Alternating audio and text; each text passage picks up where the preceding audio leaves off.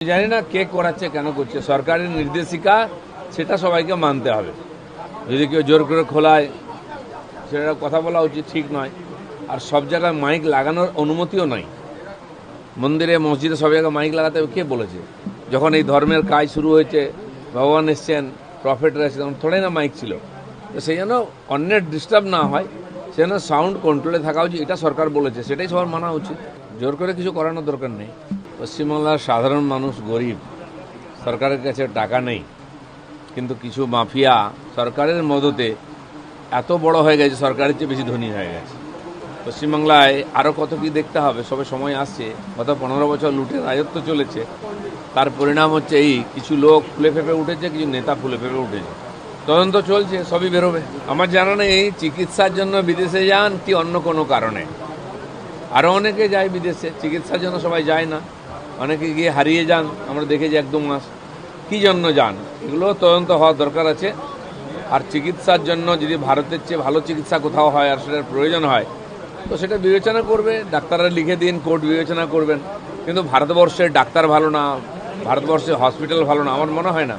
আশপাশের বিভিন্ন দেশের লোকেরা ভারতবর্ষে চিকিৎসা করাতে আসেন, আর আমাদের মতো সাধারণ কোটি কোটি মানুষ তারা এখানকার চিকিৎসায় সুস্থ আছেন।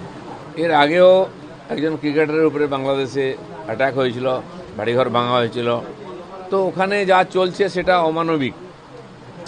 সরকার আসার পরেও, কারণ সরকারকে ওরাই এনেছে যারা সরকারকে চালাচ্ছে, আর তার জন্য তার থেকে বেশি কিছু আশা করা যায় না। আমরা আশা করব বাংলাদেশে শান্তি আসবে, আইনের শাসন, সংবিধানের শাসন আসবে, মানুষ শান্তিতে থাকতে পারবে। দেখুন, বাংলাদেশ, পাকিস্তান, নেপাল, শ্রীলঙ্কা, তাতে রাজনৈতিক অস্থিরতা তৈরি হয়েছিল, কিছু জায়গায় সরকারও পরিবর্তন হয়েছে। ঠিক সেই ধাঁচে ভারতবর্ষেও জেনজিন নাম করে আরও কিছু কিছু নাম করে একই চেষ্টা করা হয়েছে।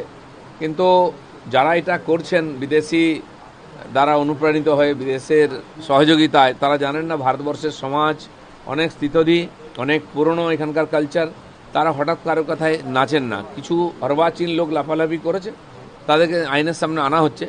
কিন্তু যারা বাংলাদেশ থেকে, পাকিস্তান থেকে অনুপ্রেরণা নিয়ে এখানে উৎপাত করার চেষ্টা করছেন, তারা असफल হবেন।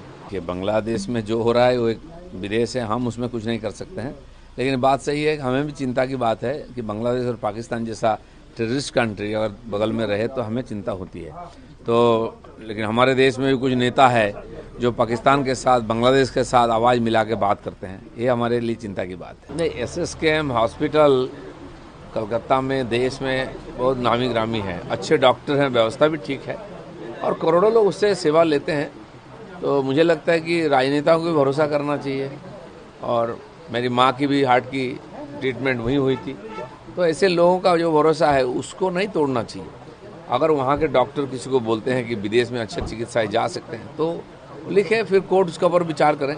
लेकिन यहाँ चिकित्सा नहीं हो सकता, विदेश जाना है, किस उद्देश्य से विदेश जा रहे हैं वो भी सोचने की बात है। बांग्लादेश में जो भी चल रहा है वो ठीक नहीं है, देश के लिए, वहाँ के जनता के लिए ठीक नहीं है।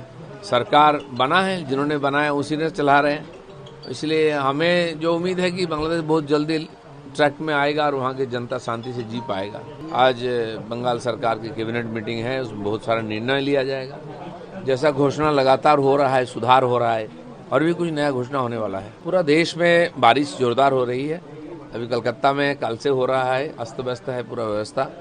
तो ये प्रकृति का रोष है, इसमें तो क्या कर सकते हैं। सरकार खड़ा है, हर प्रदेश को इसके लिए राशि आवंटित किया गया केंद्र सरकार से, माननीय गृह मंत्री जी ने घोषणा की है।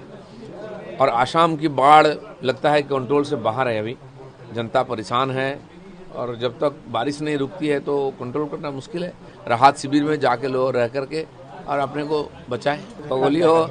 खगोलीय स्थिति बदलती रहती है, और ये जो ब्रह्मांड है इसका एक नियम है, उसके आधार पर चलता है, और मनुष्य तो उसी का कंट्रोल में है। हम विज्ञान की आगे बहुत गए हैं, लेकिन उसका एक सीमा भी है।